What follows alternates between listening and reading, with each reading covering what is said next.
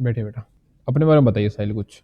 Sir मेरा नाम साहिल है। मैं गांव खरकड़ा, जिला रोहतक, हरियाणा का रहने वाला हूं। मैंने अपनी 10वीं कक्षा modern senior secondary school Kharkara से पास किया। उसके बाद मैंने अपना एडमिशन छोटूराम पॉलिटेक्निक रोहतक में लिया था, जो मैंने सफलतापूर्वक 2020 में कंप्लीट की है। उसके बाद मैं अपने कॉम्पिटिटिव एग्जाम्स की तैयारी में लग गया, और उसके बाद मेरे कुछ एग्जाम्स भी क्लियर हुए हैं, और मैं अब बार के इंटरव्यू के लिए आपके सामने हाजिर। बार्क में ही क्यों आना चाहते हो बेटा? क्योंकि सर जब मैंने अपना डिप्लोमा पास किया था, उसके बाद मैंने एसएससी का एग्ज़ाम दिया था। तो सर वो देने के बाद बट मैं उसके जो फाइनल है उसमें नहीं पहुंच पाया। उसके उसके बाद सर मैंने बार के वैकेंसी निकली थी, तो मैंने उसके लिए अप्लाई किया था। और सर बार्क जो है मुझे अपॉर्चुनिटी देता है, आगे एक बढ़िया सैलरी पैकेज भी देता है, और अपनी फैमिली के लिए, हेल्थ के लिए सब कुछ अच्छे उसमें प्रोवाइड करता है सर, जो बाकी सर्विसेज में होता है। अगर एसएससी भी देता आपको फिर आप बार्क सेलेक्ट करेंगे या एसएससी सेलेक्ट करेंगे? मैं सर बार्क सेलेक्ट करूँगा सर, क्योंकि एक बहुत ही मतलब प्रेसिस जॉब है। इसमें सर इज्जत और जो सोशल, जो वेलफेयर या फिर जो लाइफ है सर, वो बेटर है। यूपीएससी जेई सेलेक्ट करेंगे या फिर बार्क की तरफ आएंगे? यूपीएससी जेई भी होता है।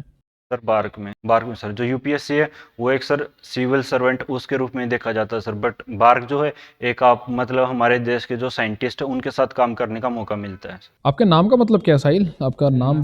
मेरे नाम का मतलब सर किनारा। तो आप हरियाणा रोहतक से हैं। हाँ जी सर।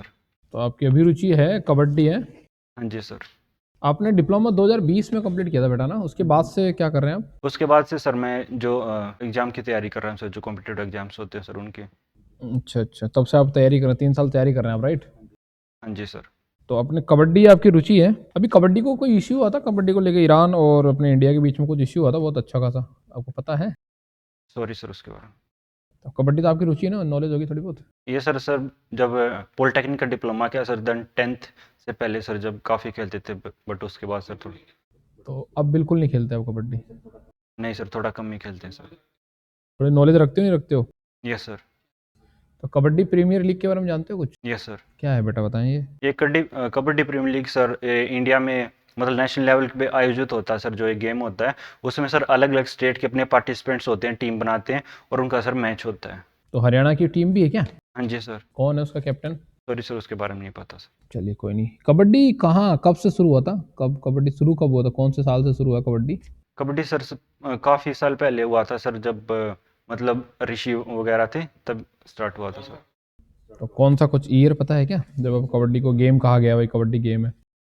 नहीं सर उसके बारे में नहीं पता। अच्छा, कबड्डी कौन से गेम से ओरिजिन हुआ है? ऐसा कौन सा गेम है जो कबड्डी से मिलता जुलता है, इस गेम से कबड्डी निकल के आया है? सर इससे मिलते जुलते सर कुश्ती भी है। तो कबड्डी कौन से गेम से निकल के आया है? सॉरी। कौन से देश का इसको जन्मजाता कहा जाता है कि कबड्डी यहाँ से आया है? Iran sir. ईरान से?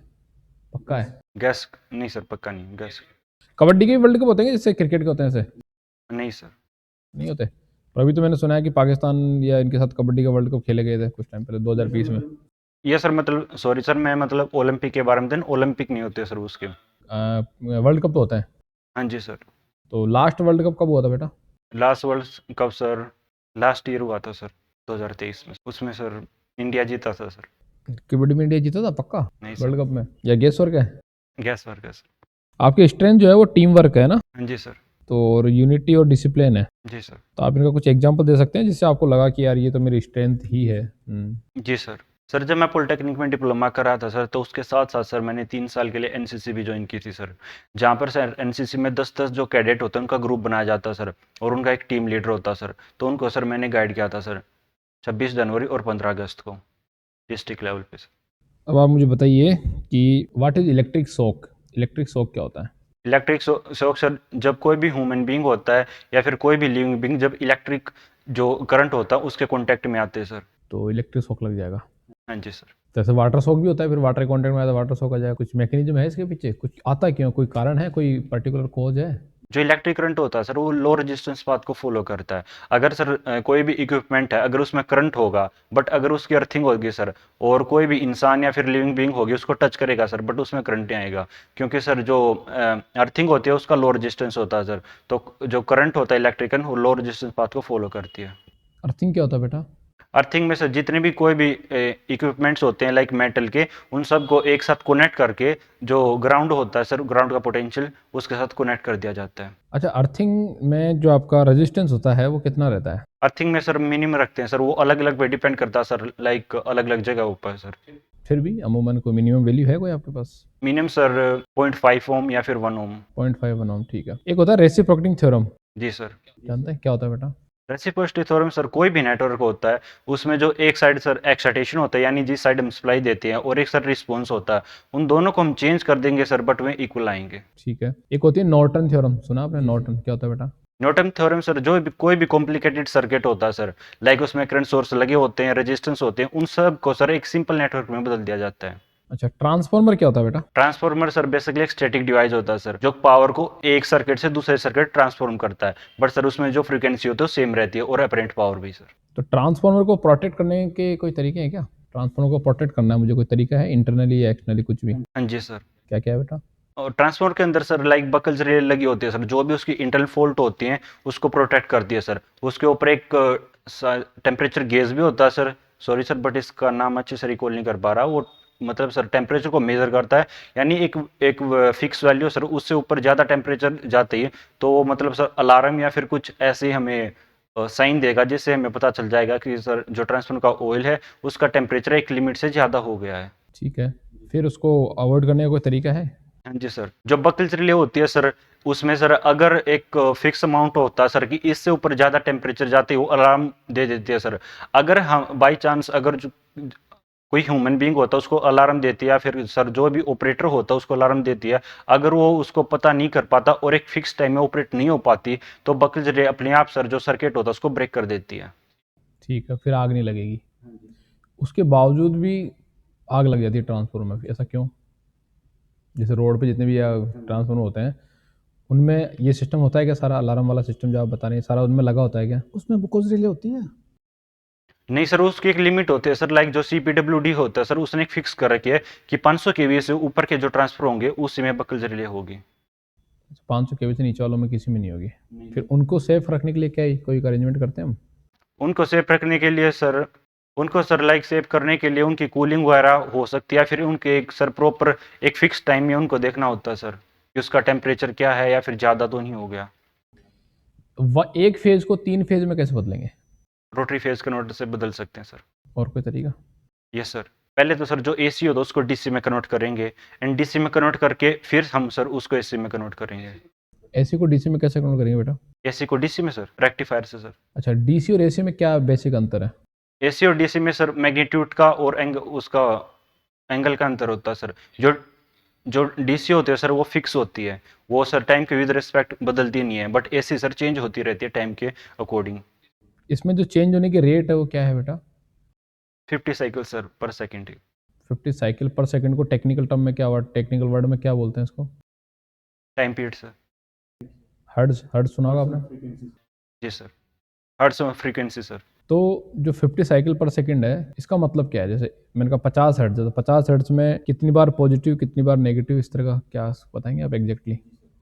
जी सर। इसमें सर एक सेकंड में सर 50 साइकिल कंप्लीट करेगी सर, एक साइकिल में एक पॉजिटिव होगा और एक नेगेटिव होगा, तो सर 50 ही पॉजिटिव होंगे और 50 ही नेगेटिव होंगे।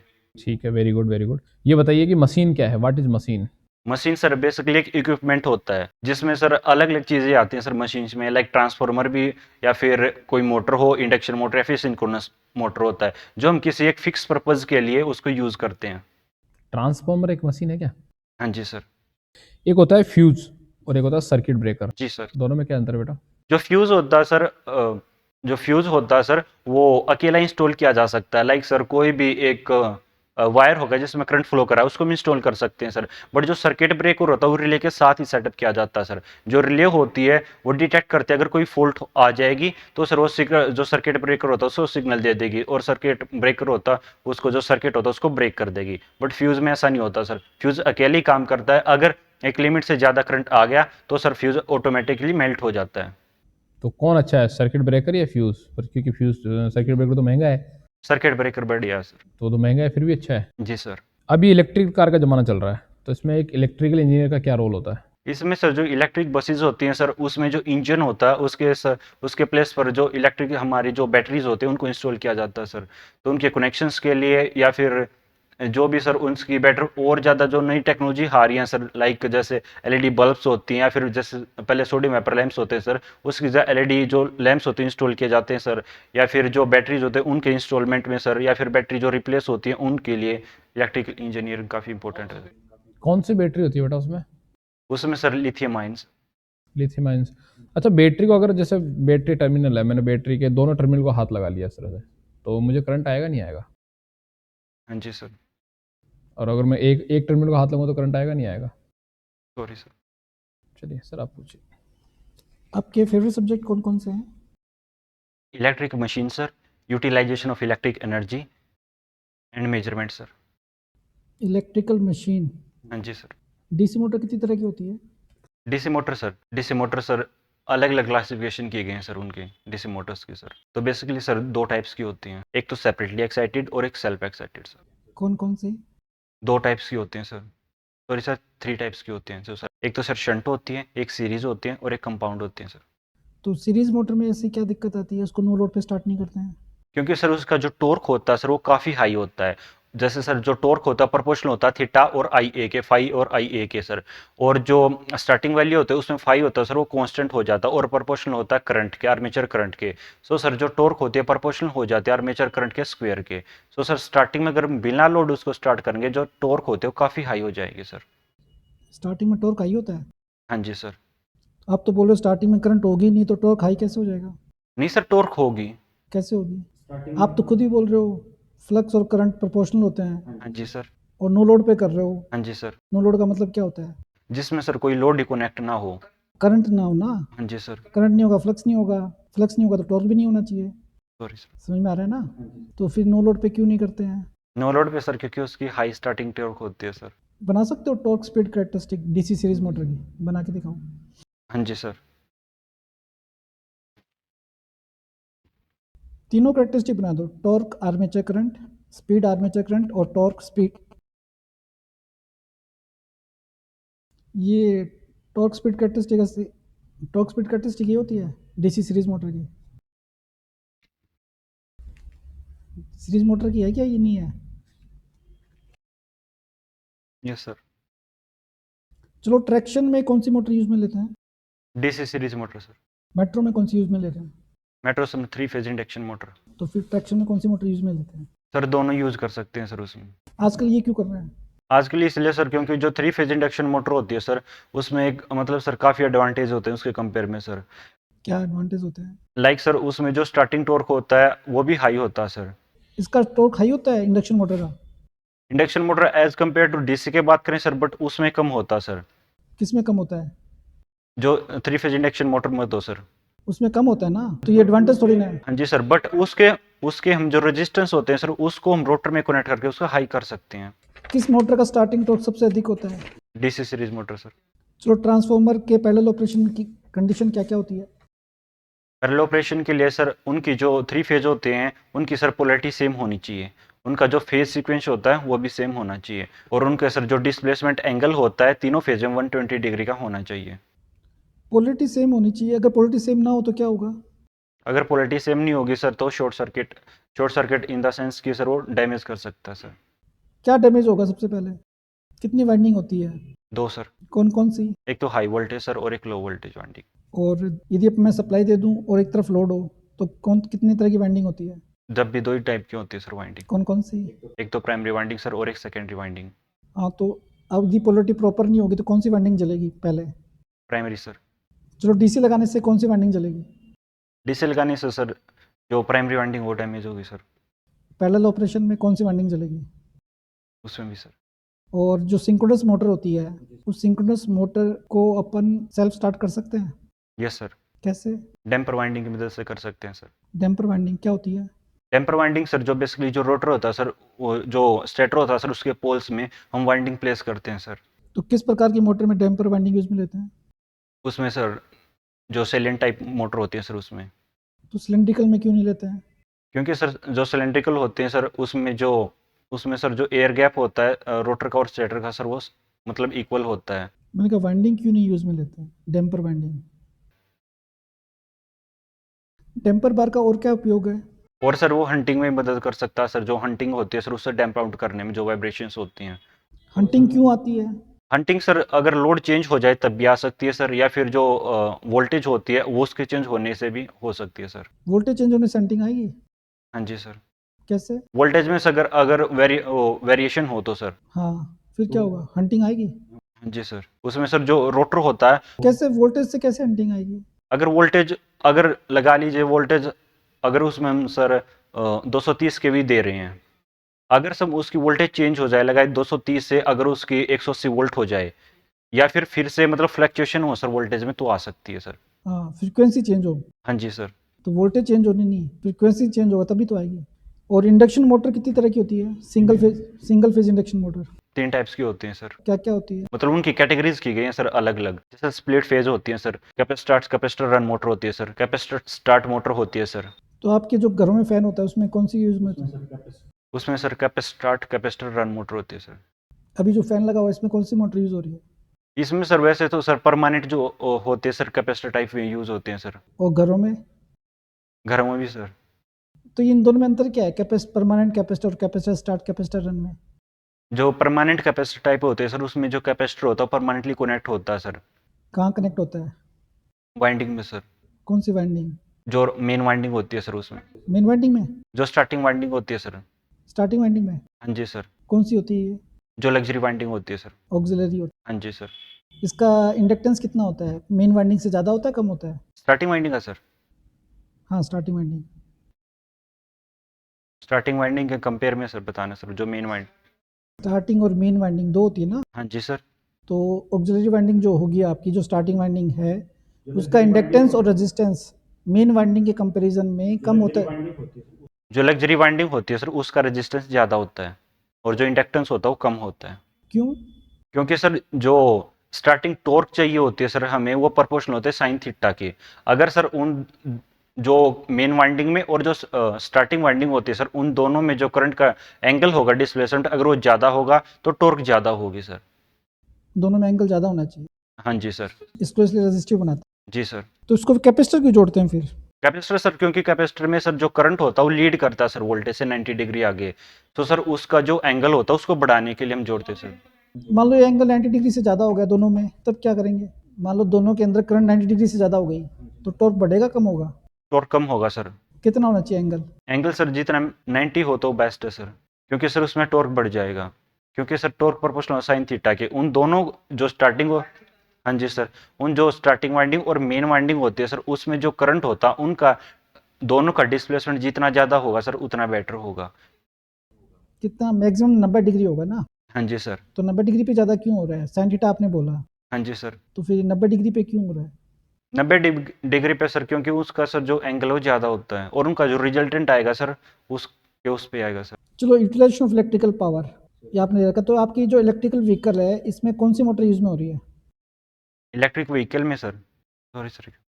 आजकल जो आपके ई रिक्शा है हाँ जी सर। उसमें कितने वोल्ट की बैटरी लगती है? उसमें सर 230 वोल्ट की। 230 वोल्ट? एक बैटरी का वोल्टेज कितना होता है? एक बैटरी का sir 3.5 volt. 3.5 volt e rickshaw वाली? नहीं सर, जो लिथियम आयन होती है सर उसका हाँ, तो कितना वोल्ट होता है उसका एक का? 3.5 वोल्ट। जो ट्यूबुलर बैटरी होती है, बड़ी वाली बैटरी होती है, उसका कितना वोल्ट होता है? Sorry sir. उसकी एम एच कैपेसिटी होती है, वो क्या होती है? AH capacity sir 200 ampere hours. क्या होती है एच? ये सर इसका मतलब होता है सर कि जो मतलब एम्पियर आवर में सर कि इतने घंटों के लिए वो मतलब कंटिन्यूसली इतना सप्लाई कर सकती है क्या सप्लाई कर सकती है? Current sir. कितना current? Like sir 200 ampere hour की अगर बैटरी होगी तो 200 एम्पियर करंट वो सप्लाई कर सकती है। 200 एम्पीयर करंट सप्लाई कर सकती है? कितने घंटे के लिए? Sorry sir. यूटिलाइजेशन का मतलब क्या होता है? यूज करना सर, उसको यूटिलाइज करना इलेक्ट्रिकल पावर को सर। ये जो आपके 3 पिन प्लग लगे होते हैं, हाँ जी सर। तो ये जो आपका जो ग्राउंड वाला प्लग होता है इसकी साइज बड़ी क्यों होती है? क्योंकि सर इसका रेजिस्टेंस अगर सर ज़्यादा होगा तो इसका रेजिस्टेंस कम होगा सर। ज़्यादा होगा तो रेजिस्टेंस कम होगा सर, कम होगा, क्यों? क्योंकि सर जो रेजिस्टेंस होता है इनवर्सली प्रोपोर्शनल होता है सर एरिया के। एरिया के। तो फिर जो अपन 3 पिन में जो सॉकेट डालते हैं वो, तो उसकी लेंथ बड़ी क्यों होती है ग्राउंड वाले की? लेंथ सर, आपने देखा होगा ना, फेज न्यूट्रल की तो लेंथ कम होती है और ग्राउंड वाले की लेंथ बड़ी होती है, ऐसा क्यों है? चलो ये बताओ फिर, ये सीटी क्या होता है? सीटी current transformer. Current transformer sir, ये सर जो हाई वैल्यू का करंट होता है सर, उसको मेजर करने के लिए यूज किया जाता है सर। और इसकी सेकेंडरी को ओपन क्या रखते हैं, ओपन रखते हैं, शॉर्ट रखते हैं? इसको सर शॉर्ट ही रखते हैं। इसके प्राइमरी में कितने टर्न होते हैं? प्राइमरी सर वैसे तो सर सिंगल ही टर्न होता है सर, बहुत ही मतलब कम ही टर्न रखते हैं, एक या फिर दो ही टर्न। क्योंकि सर अगर हम प्राइमरी में एक या फिर दो ही टर्न रखेंगे एज कम्पेयर टू सेकेंडरी में सर ज़्यादा नंबर ऑफ टर्न्स होते हैं। सो सर वो जो ट्रांसफॉर्मर बनता है वो स्टेप अप ट्रांसफॉर्मर बनता है। स्टेप अप ट्रांसफॉर्मर में सर जो वोल्टेज होता है हाई होती है बट करंट सर बहुत ही कम होता है। और इसको शॉर्ट सर्किट क्यों रखते हैं? क्योंकि सर अगर हम उसको ओपन सर्किट रखेंगे तो हाई वोल्टेज होगी सर, वो डेंजरस हो सकती है। और सीआरओ क्या होता है?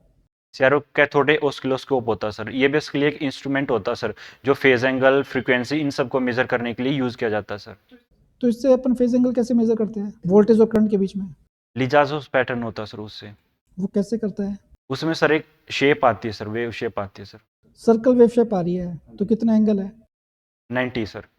जैसे तुक्का मार रहे हो ऐसे बोल रहे हो? नहीं सर 90 डिग्री। और ओवल शेप आ रही है? ओवल शेप आ रही है सर, 0 और 90 के बीच में सर। और 90 से 180 नहीं हो सकता? हो सकता है सर। और ये बताओ, ये जो पायरेनोमीटर होता है ये क्या मेजर करता है? पायरेनोमीटर कैसे मेजर करता है?